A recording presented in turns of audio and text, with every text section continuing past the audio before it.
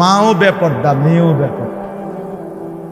বাপ জি ছেলে মেয়ে সবাই মিলে টেলিভিশন চায়, একসাথে নাচ গান নর্তকীর ছবি নাটক সিনেমা দেখতেছে। ছি ছি ছি ছি,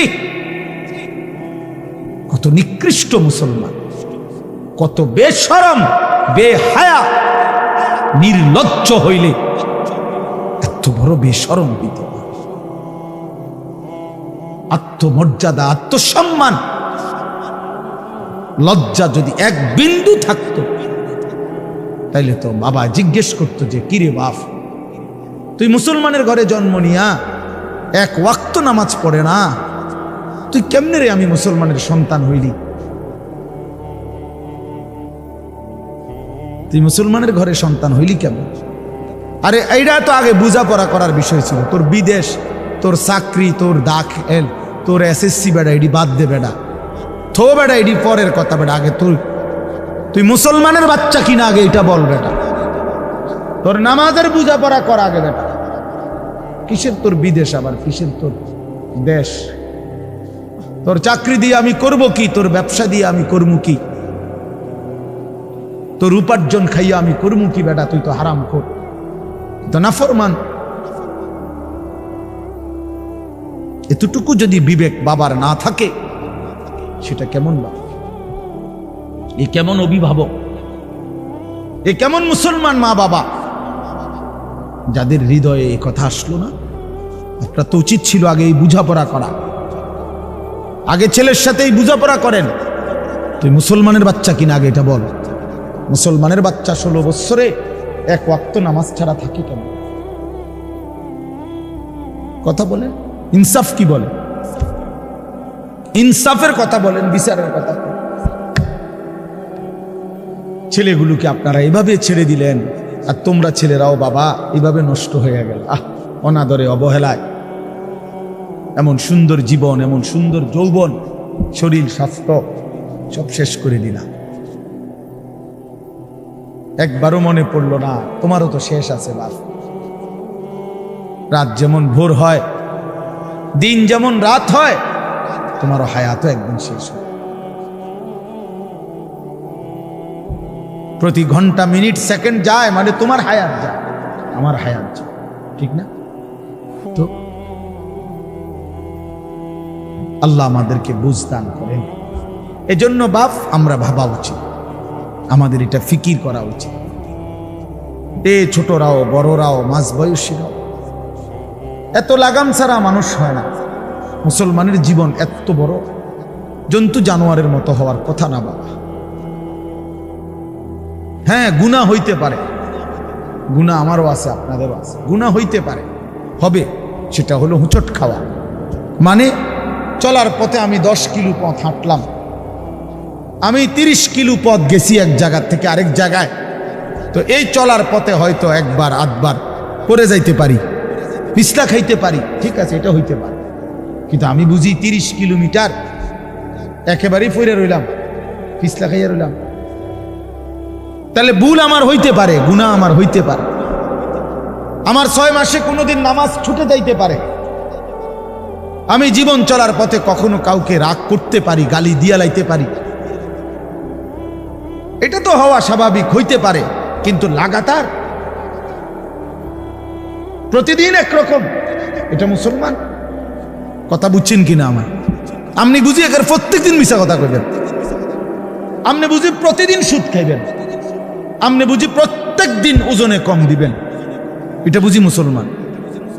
আপনি বুঝি একদিনও নামাজ পড়তেন না, আপনি বুঝি 365 দিনে কোনোদিন ফজরের নামাজ পড়তেন না, এটা মুসলমান? তো এটা তো হুচট খাওয়া না, এটা তো গাদ্দারি, এটা তো ইচ্ছা করে ঠান্ডা মাথায় ধীরে সুস্থে ভেবে চিনতে আল্লাহর সাথে গাদ্দারি করতেছে, আল্লাহরে বুড়া আঙ্গুল দেখাইতেছে যে দেখো কইলা কেন সেজদা দিতাম না, চাই কিতা করতাম। আল্লাহ বলবে অসুবিধা নাই বান্দা, বাতে না খাও, আর তো বেশি কিছু না, দুগা খানাই তো খাও আর ঘুম যাও, খানা তো কুত্তাও খায়। তবে মনে রাখো কবরে আইসো একটা লাথি দেওয়া মু ফেরেশতারে দিয়া, একটা লাথি, এক লাথিতে বুঝবা আমার নাফরমানির শাস্তি কি। কাল্লা সাউফা তা'লামুন সুম্মা কাল্লা সাউফা তা'লামুন। আল্লাহ বলে বান্দা কবরে আইসো, আমি বুঝায় দেব আমার নাফরমানির শাস্তিটা কি। ফেরেশতা দুই কান বরাবর, আল্লাহর নবী বলছেন নাফরমানের কবরে ফেরেশতা ফায়াদরিবু দারবাতান বাইনা উযুনাইহি, দুইটা কান বরাবর ঘাড়ের মধ্যে প্রত্যেকটা আঘাত করবে লোহার হাতুড়ি দিয়ে। ফায়াসিহু সাইহাতান, নাফরমান কবরে এত জোরে চিৎকার করবে ইয়াসমাউহা মান ইয়ালিহি ইল্লা সাকালাইন। আল্লাহর নবী বলেন দুনিয়াবাসী মানুষ এবং জিন ব্যতীত আল্লাহর সব সৃষ্টি ওই বেঈমানের কবরের চিৎকার শুনতে পাবে, এমন জোরে চিৎকার দিবে। একটা একটা আঘাত এভাবেই চলবে কিয়ামত পর্যন্ত, এভাবেই চলবে কিয়ামত পর্যন্ত। আল্লাহর নবী সাল্লাল্লাহু আলাইহি ওয়াসাল্লাম বলেন নাফরমান পাপীকে যখন কবরে রাখা হবে, তিনটা প্রশ্নের উত্তর যখন নাফরমান দিতে পারবে না, সাথে সাথে কবর তারে এত জোরে একটা চাপ দিবে, একটা চাপ দিয়া ডান পাশের মাটি বাম দিকে, বাম দিকের মাটি ডান পাশে চলে আসবে। হাত্তা তাখতালিফা আদলাউহু, আল্লাহর নবী বলেন ডান পাশের পাজরের হাড্ডি ভাইঙ্গা বাম পাশে ঢুকে যাবে, বাম পাশের হাড্ডিগুলো ভাইঙ্গা ডান পাশে ঢুকে যাবে। নবীজি দেখায় দিছে হাত্তা তাখতালিফা আদলাউহু, এইভাবে দুই আঙ্গুল একটা যেমন আরেকটার মধ্যে ঢুকে যায়, আল্লাহর নবী বলেন এভাবে পাজরের হাড্ডি একটা আরেকটার মধ্যে ঢুকে যাবে। কি বাপ মনে করছো তোমারে এমনে এমনে ছেড়ে দিব? কি মনে করছো যার ভাত খাইলা তার বুঝি হিসাব দিতে হবে না? কি মনে করছো মুফত এটা? হ্যাঁ, কার পানি পান করেছো, কার ভাত খেয়েছো, কার আসমান, কার জমিন, কার চন্দ্র, কার সূর্য ব্যবহার করেছো বান্দা? কার এটা? তোমার আব্বার? শরীরটা তোমার বাপের নি, চোখ নাক কান তো তোমার আল্লাহর। আলাম নাজআল লাহু আইনাইন ওয়া লিসানান ওয়া শাফাতাইন। আল্লাহ বলে বলো না বান্দা আমি কি দুইটা চোখ দেই নাই? ওহ বাবা কথা কই, আমি কি জিহ্বাটা দেই নাই? আমি কি দুইটা ঠোঁট দেই নাই? তো উত্তরে কি বলবেন যে না দেন নাই? কি বলবেন? কথা বলেন। তো এই কথা বলার হিম্মত আছে কারো যে আল্লাহ আপনি চোখ দেন নাই, আপনি ঠোঁট দেন নাই? কারো সাহস আছে কিনা এটা বলার? তাইলে আল্লাহই তো দিয়েছেন। আলাম নুসিহ জিসমাকা, হাদিসে আছে নবীজি বলেন আল্লাহ জিজ্ঞেস করবে হাসরের মাঠে বান্দা বলো না আমি কি তোমার শরীরটা সুস্থ রাখি নাই? ওয়া নুরভিকা মিনাল মা, আমি কি প্রতিবার তৃষ্ণার্ত অবস্থায় তোমারে আমি আল্লাহই তো আমি কি পানি পান করাই নাই? আমি তো পানি পান করিয়েছিলাম, আমি তো তৃষ্ণা নিবারণ করেছিলাম, আমি তো ক্ষুধার চাহিদা পূরণ করেছিলাম, আমি তো কায়নাতের সূর্য চন্দ্র আলো বাতাস দিয়েছিলাম। ওয়াজআলনা নাওমাকুম সুবাতা, আল্লাহ বলে সারাদিনের ক্লান্তি দূর করার জন্য রাত্রি গভীরের ঘুম আমি আল্লাহই তো বানিয়েছি। ওয়াজআলনাল লাইলা লিবাসা, অন্ধকার কালো চাদর দিয়ে ঢেকে পৃথিবীটাকে অন্ধকারাচ্ছন্ন করে দিয়েছি আমি আল্লাহই তোমার ঘুমের উপযুক্ত পরিবেশের জন্যে। আবার দিনের বেলা আলোকিত করে দিয়েছি তোমার উপার্জনের সুবিধার জন্যে। রাতে তুমি ঘুমাইবার জন্য অন্ধকার করে দিয়েছি, দিনে তুমি রোজগার করবা এই জন্য আলোকিত করে দিয়েছি। সুবহানাল্লাহ। ওয়াজআলনান নাহারা মাশা, উপার্জনের জন্য দিন বানিয়েছি, ঘুমাইবার জন্য রাত বানিয়েছি। ওয়াজআলনা সিরাজাও ওয়াহাজা, একটা উজ্জ্বল সূর্য আমি আল্লাহ বানিয়েছি। وأنزلنا من المعصرات ماء ثجاجا, জমাট বাঁধা মেঘ থেকে আমি আল্লাহ অঝোর ধারায় বৃষ্টি নামিয়েছি। এই জমিনটাকে সিক্ত নরম করেছি, ছোট্ট ছোট্ট ছিদ্র বানিয়েছি। তোমার অনাদরে ফেলে দেওয়া দানা আমি আল্লাহ কুদরতি স্বয়ংক্রিয় মেশিন দিয়ে আমি আল্লাহ জমিনের নিচে আমি নিয়ে এসেছি। কয়দিন পরে আবার আমি আল্লাহ সেই ছোট্ট দানা থেকে নতুন গাছ বের করে দিয়েছি। লিনুখরিজা বিহি হাব্বাও ওয়া নাবাতা, তাহলে রিজিকের ব্যবস্থা আমি করলাম, ঘুমের ব্যবস্থা আমি করলাম, উপার্জনের পরিবেশ আমি করে দিলাম, শরীর স্বাস্থ্য জীবন যৌবন আমি দিলাম। আমি কেন সেজদা পেলাম না? আল্লাহ যদি বলে বান্দা আমি কি অপরাধ করলাম, আমি তোমার এত কিছু দিয়ে আমি কি অন্যায়টা করলাম যেই অপরাধের কারণে তুমি আমার সেজদা দিলা না? কি বলবা যুবক? নাফরমান যুবক কি বলবা? অসভ্য যুবক যে নামাজ পড়ো না, হাইওয়ান তুমি কি বলবা? তুমি মানুষ না জানোয়ার? বেনামাজি তুই মানুষ না জানোয়ার? বল, মানুষ না জানোয়ার? বল বেটা। অনেক বেহায়া এখনো হাসে এইখানে, এত বড় অসভ্য বেহায়া, এই বেহায়া এখনো হাসে। চিন্তা করছো নি? হ্যাঁ, এত বড়, এত নির্লজ্জ, এত বড় অসভ্য যে এখনো হাসে। অর্থ হইল হ্যাঁ আমারই কর, বুঝেন নাই? বুঝতেছে সে আমারই কর। আহ আহ আমার মনে হয় কুকুর রে কইলে কুকুর মাথা নামাইলে। আহা, আমাদের সন্তানদের হালাত কত নাজুক, চিন্তা করে দেখে। মুসলিম সমাজে বসবাস করে, বাপ মুসলমান, মা মুসলমান, চারিদিকে মসজিদ, চারিদিকে মাদ্রাসা, কত দাড়িওয়ালা, টুপিওয়ালা, পাঞ্জাবিওয়ালা। প্রতিদিন মসজিদের মিনারা থেকে উচ্চ কণ্ঠে মাইকের হর্ন দিয়ে আজান হইতেছে। এত বেশি মাইক, হর্ন, মসজিদ, মাদ্রাসার পরিবেশের মাঝখানে থাইকাও এটা কত বড় গাদ্দার, কত বড় গাদ্দারা নাফরমান। এত সুন্দর চারদিকে মসজিদ, মাদ্রাসা, আলেম ওলামা, দাড়ি টুপি, মাদ্রাসার পরিবেশের ভেতরে থাইকাও জানোয়ারে একটা সেজদা দেয় না। কত বড় নিকৃষ্ট জানোয়ার, চিন্তা করছে। এই বাপ, এমন সন্তান পাইলা কবরে যাই আফসোস ছাড়ার কিচ্ছু নেই। আজকে যদি এই আফ্রিকার জঙ্গলে থাকতো তাহলে হইতো বাবা, এত বড় আফ্রিকার জঙ্গলে ছিলাম যেখানে কোনো দিন কোনো আজান হয় নাই, যেখানে কোনো মসজিদ দেখি নাই, মাদ্রাসা দেখি নাই। আল্লাহ চিনব কোত্থেকে? আমি তো আফ্রিকার জঙ্গলের ভিতরে থাকতাম। বলেন,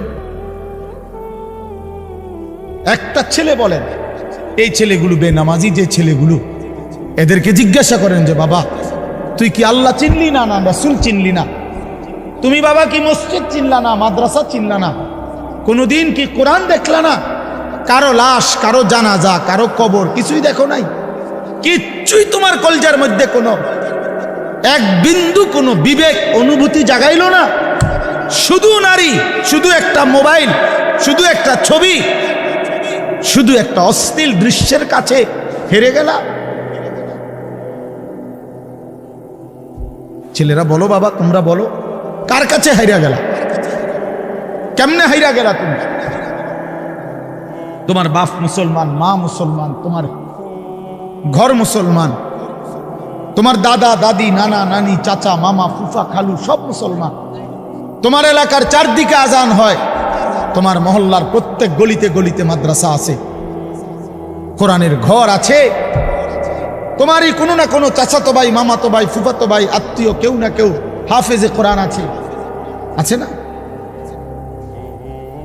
তালেবে ইলম আছে, মাদ্রাসায় পড়ুয়া আছে, এত কিছু দেখার পরেও যার কলিজায় এক ওয়াক্ত নামাজ পড়তে মন চায় না, তার দিল পাথরের চাইতে শক্ত, তার দিল জন্তু জানোয়ারের দিলের চাইতে নিকৃষ্ট।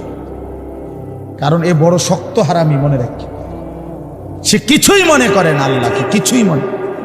এত মসজিদ মাদ্রাসা, এত নামাজ রোজার এত চিহ্ন দেখাও তে কয় যে আমি কিছুই বিশ্বাস করি না। আমি বিশ্বাস করি আমার জীবন হইল মোবাইল, আমার জীবন হইল নারী, আমার জীবনের অর্থ হইল ছবি, আমার জিন্দিগির মাকসাদ হইল উলঙ্গ ছবি দেখা, নর্তকী দেখা, জিনা ব্যভিচারের দৃশ্য দেখা, মদের আড্ডা, জুয়ার আড্ডা, নারীর আড্ডা, কোন অশ্লীল মেয়ের পিছনে জীবনটা শেষ করে দেওয়া, খালাস। আমি বুঝছি এটাই জীবন। কিসের মসজিদ, কিসের মাদ্রাসা, কিসের আল্লাহ, কিসের রাসূল, আমি এগুলা বুঝি না। এতটা উল্টে গেল কেন? এত বড় লানত হলো কেন বলেন বাবা? অতএব আপনাদের কাছে অনুরোধ করলাম, আপনারা আপনাদের বিবেককে নিয়ে ভাবেন। তোমরা ছেলেরাও বাবা রাগ হইও না, বুঝতে শিখো বাবা। কে ফিরাবে তোমাদেরকে? কে ফিরাবে? কে ফিরাবে? কে ফিরাবে বাপ?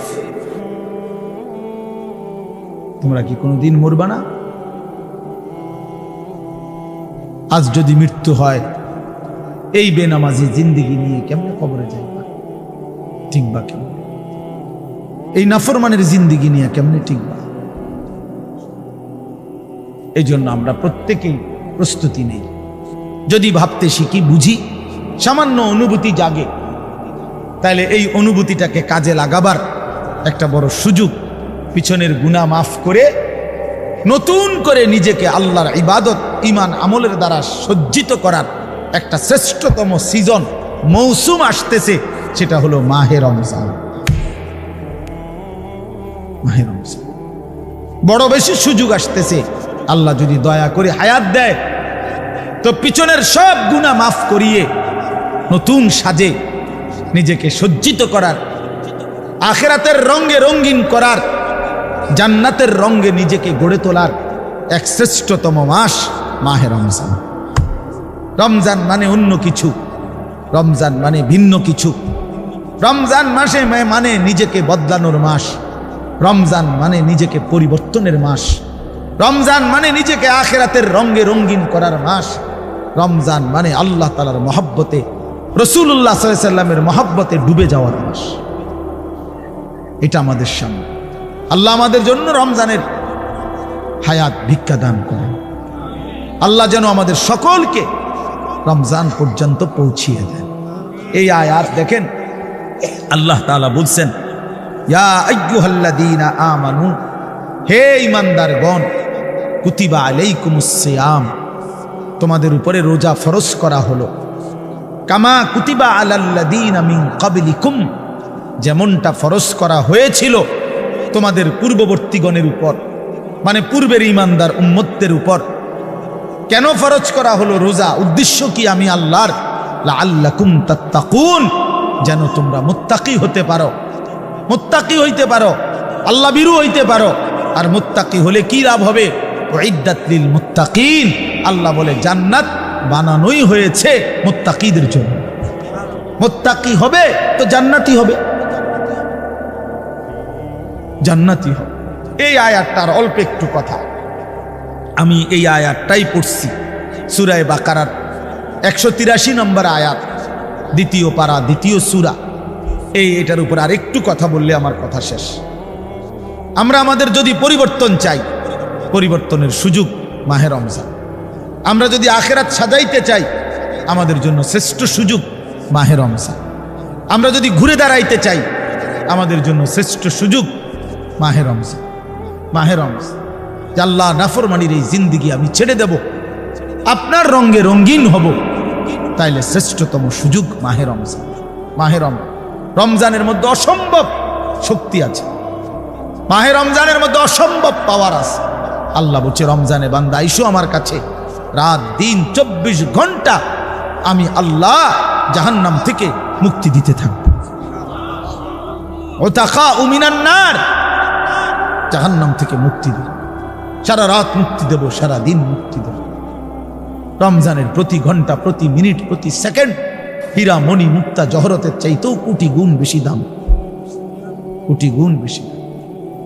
আল্লাহ তাআলা সেই মহিমান্বিত রমজান আমাদের সামনে আনতেছেন। আর মাত্র 18-19 দিনও বাকি নাই। এই অল্প কয়টা দিন বাবা, আমাদের উচিত রমজানের জন্য অধীর আগ্রহে মহব্বতের সাথে আল্লাহর কাছে হায়াত ভিক্ষা চাওয়া, যে আল্লাহ এত কাছে আইনা মৃত্যু দিয়েন না, কবরে নিয়েন, আর কয়টা দিন হায়াত দেন, রমজান পর্যন্ত পৌঁছিয়ে দেন। আল্লাহুম্মা বারিক লানা ফি রাজাব ওয়া শাবান ওয়া বাল্লিগনা রমাদান। আল্লাহ তাআলা বলেন, ইয়া আইয়ুহাল্লাযীনা আমানু। দেখেন, এই একটি আয়াতে আল্লাহ 4টা কথা বলছে। একটা হলো হে ঈমানদারগণ, 2 নাম্বার হলো তোমাদের উপরে রোজা ফরজ করা হলো, 3 নাম্বার হলো যেমনটা ফরজ করা হয়েছিল পূর্ববর্তীদের উপরে, 4 নাম্বার হলো যেন তোমরা মুত্তাকি হতে পারো। কয়টা কথা হলো?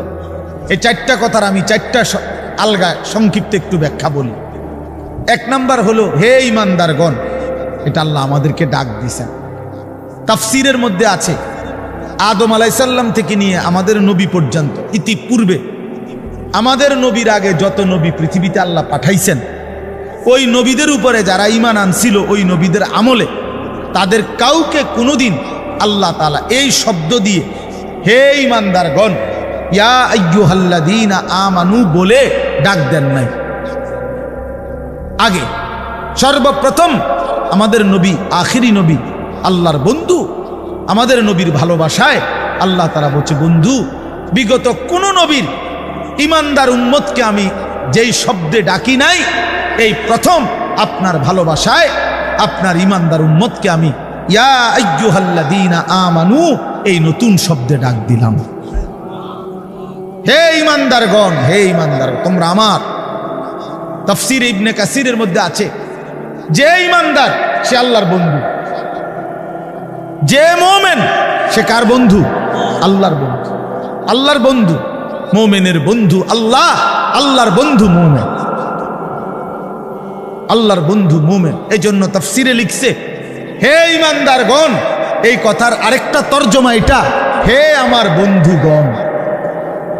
আল্লাহ যেন ডাক দিয়া বলছে, হে আমার বন্ধুগণ, তোমরা আমার বন্ধু, তোমরা আমার। আমি বানাইছি বহু জনেরে, তোমরা বানাইছি আমার জন্য, আমার জন্য।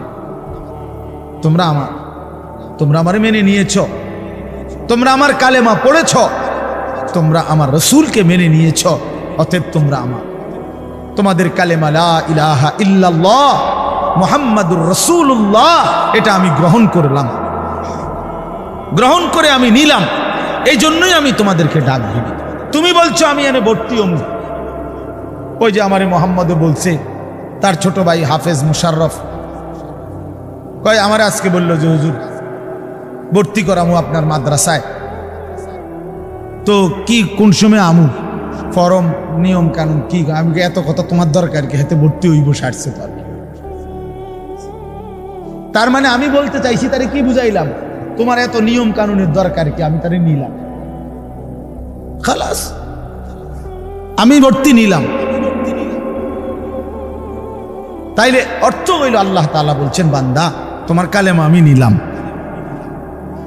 তোমার ঈমান আমি নিলাম, এই জন্য আমি তোমারে মুমিন বলে ডাক দিলাম। আল্লাহ কাউকে নিজের করে ডাক দেওয়া, খোদার কসম, এটা তার জীবনের সবচেয়ে বড় পাওয়া। যদি দিল থাকতো তাইলে আমরা বুঝতাম। এক এমপি সাহেব যদি কারো নাম নেয়, এক মন্ত্রী সাহেব কারো নাম নেয়, আর তারে যদি কেউ আইয়া কয় আজকে তো মন্ত্রী সাহেবের কাছে গেছিলাম আর উনি তোমার নাম নিছে, তোমার কথা ভালো কইছে, বাবা হেতে বেটা তো মানে ঠ্যাঙালগি দিয়ে একটা লেবে। হ্যাঁ ভাই, তাইয়া ঘরে বেড়িয়ে কথাবার্তা সাবধান কও, আগের মতো নাই, যেরুম মনে করছে এরুম না। কি কিছে মন্ত্রী সাহেব আজকেও আমার নাম লইছে, জিঙ্গাও, মানে সে এটাকে খুব গৌরবের মনে করবে, ঠিকই না বলেন না কেন? সবার কাছে ঘুরে ঘুরে বলার চেষ্টা করবে, আমি কিন্তু মন্ত্রীর পরিচিত, হাদিসের মধ্যে আছে এক সাহাবী উবাই ইবনে কাব রাদিয়াল্লাহু তাআলা আনহু, সাহাবীদের মধ্যে নবীজির সবচেয়ে সুন্দর কোরআন শরীফ পড়তেন যিনি, ওনার নাম হলো উবাই ইবনে কাব। তো এই উনি নবীজি একদিন উনাকে বলছেন, এই সাহাবীকে, যে উবাই এদিকে আসো, তুমি আমারে কোরআন শরীফ পড়ে শোনাও। বুঝছেন? তখন ওই সাহাবী একটু লজ্জিত হয়ে বলতেছি, ইয়া রাসূলুল্লাহ, আমি আপনার সামনে কোরআন পড়বো? অথচ কোরআন তো আমরা আপনার থেকেই শুনি, কোরআন আপনার উপরেই নাজিল হয়, আমি কোন সাহসে আপনার সামনে কোরআন পড়ি? তো নবীজি বললেন, শুনো, মহান আল্লাহ পাক রব্বুল আলামিন জিব্রাইল পাঠাইয়া তোমার নাম নিয়া বলছে তোমার কাছ থেকে আমি কোরআন শুনতে। এই আমরা স্পষ্ট হাদিসে পড়ছি, বিশ্বাস করেন। এই সাহাবী এটা শুই না 3 বার জিজ্ঞাসা করছে নবীজিরে, আওয়াসাম্মানি আল্লাহ, ইয়া রাসূলুল্লাহ বললেন কি আমার আল্লাহ আমার নাম নিছে? আমার নাম? আরে কোন কি আপনি? নবীজি বলল, হ তোমার নামে তো দিছে। উনি আবার জিজ্ঞাসা করছে, ইয়া রাসূলুল্লাহ সত্যি বলছেন আমার নাম নিয়েছেন আল্লাহ? বলছে, হ তোমার নাম। আবার জিজ্ঞাসা করছে, হাদিসের স্পষ্ট শব্দ আছে ফাবাকা।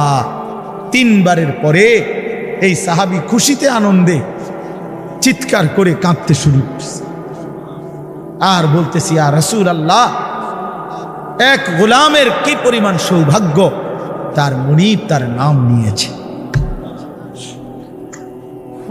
তা আমরা আমাদের কালেমার কি পরিমাণ সৌভাগ্য, আমরা একবার বলেছি কালেমা, আল্লাহ আমাদেরকে ডাক দিছে, ইয়া আইয়ুহাল্লাযীনা আমানু, হে আমার কালেমা ওয়ালারা, তোমরা আমার, আমি তোমাদের ঈমান নিলাম, আমি তোমাদেরকে ডাক দিলাম। এক মুমিনের কি পরিমাণ খুশি হওয়া উচিত আপনি শুনেন। 29 নম্বর পারায় একটা সূরা আছে, সূরায়ে মুরসালাত। এই যে এর আগে একটা সূরা আছে, সূরায়ে দাহর, কোরআনুল কারীমের 76 নম্বর সূরা, 2 পৃষ্ঠাওয়ালা ছোট সূরা। এই সূরাটার মধ্যে জান্নাতের বর্ণনা সবচেয়ে সুন্দর, মানে জান্নাতের বর্ণনা হৃদয় কারা এই সূরাতে আছে। এই সূরাটা যেদিন নবীজির উপরে নাজিল হয়েছে, সেদিন নবীজির সামনে একজন কালো রঙের সাহাবী বসা ছিল। ওয়াইন্দাহু রাজুলুন আসওয়াদ, কালো একজন রঙের সাহাবী বসা ছিল, উনি বসা ছিলেন। এই সময় এই সূরাটা নাজিল হয়েছে, নবীজি উনাগরে শুনাইছে সূরাটা। তো এই সূরার মধ্যে জান্নাতের এমন হৃদয়গ্রাহী বর্ণনা। এই সাহাবীটা সামনে যিনি বসা কালো রঙের সহজ সরল সাহাবী, উনি এই সূরা এটা শুইনা জান্নাতের আশায় খুশিতে একটা চিৎকার দিছে, এক চিৎকারে হাদিসে আছে উনি ওইখানেই ইন্তেকাল করছে। এখানে তখন আল্লাহর নবী বলেন, ওয়াল্লাহি লাকাদ আখরাজা নাফসা সাহিবিকুমুশ শাওকু ইলাল জান্নাহ।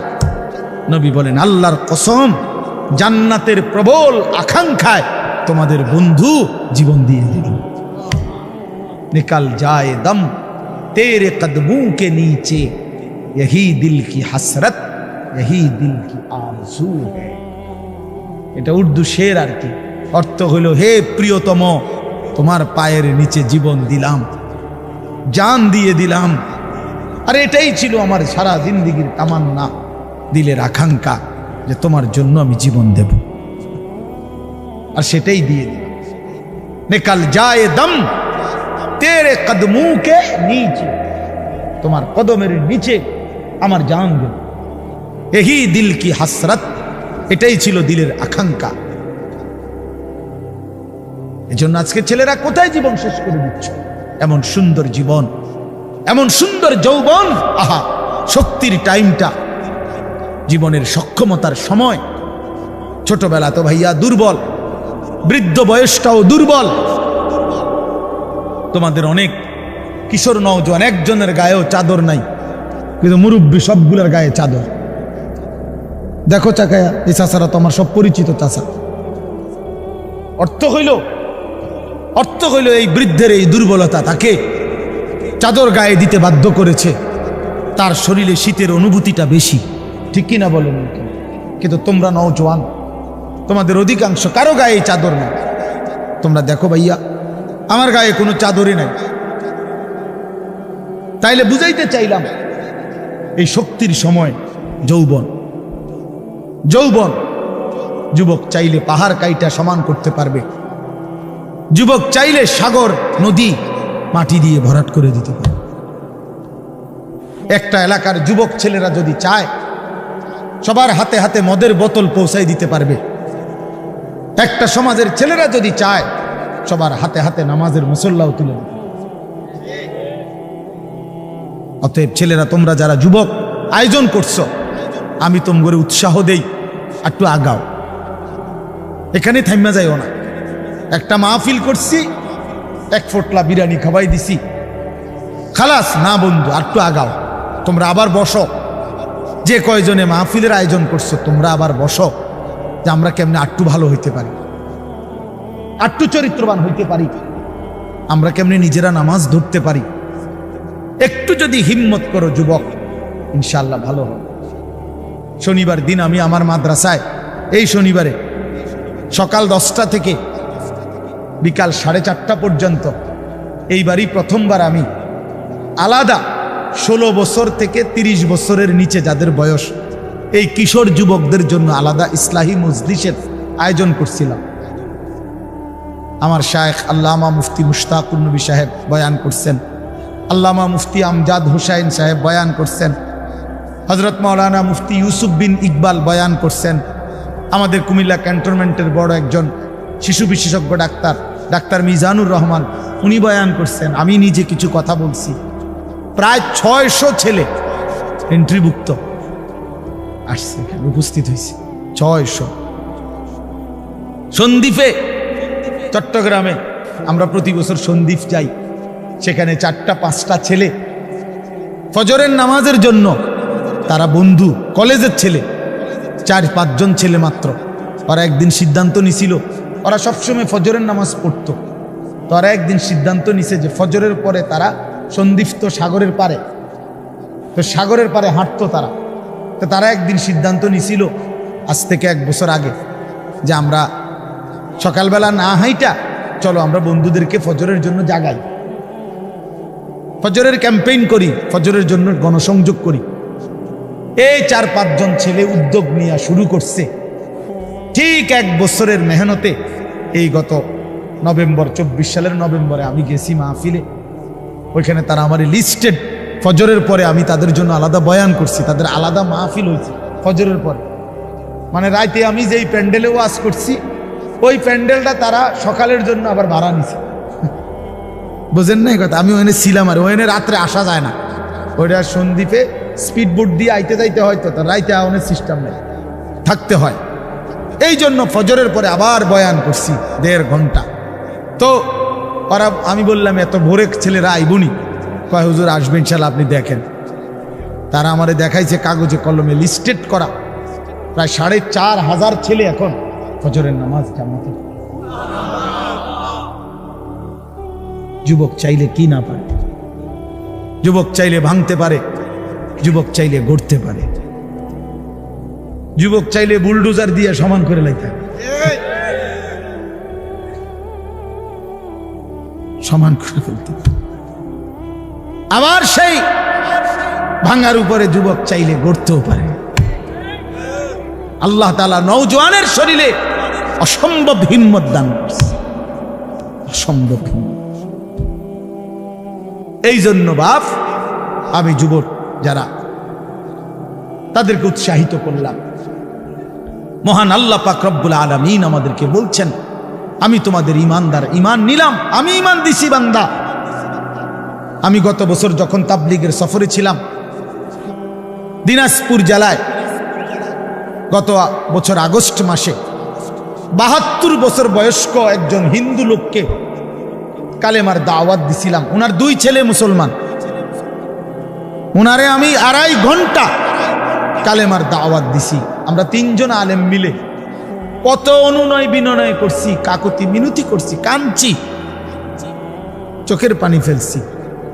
একটা বার চাচা কালেমা পড়েন, আপনার ছেলে মুসলমান, ছেলের বউ মুসলমান, আপনার নাতি নাতনি সব মুসলমান, আপনি এখনো বসে আছেন কেন? আহা, এই 72 বছর হয়ে গেছে। বুড়া মিয়া কয় আমি না, আমি ওটা বলবো, বলে নাই।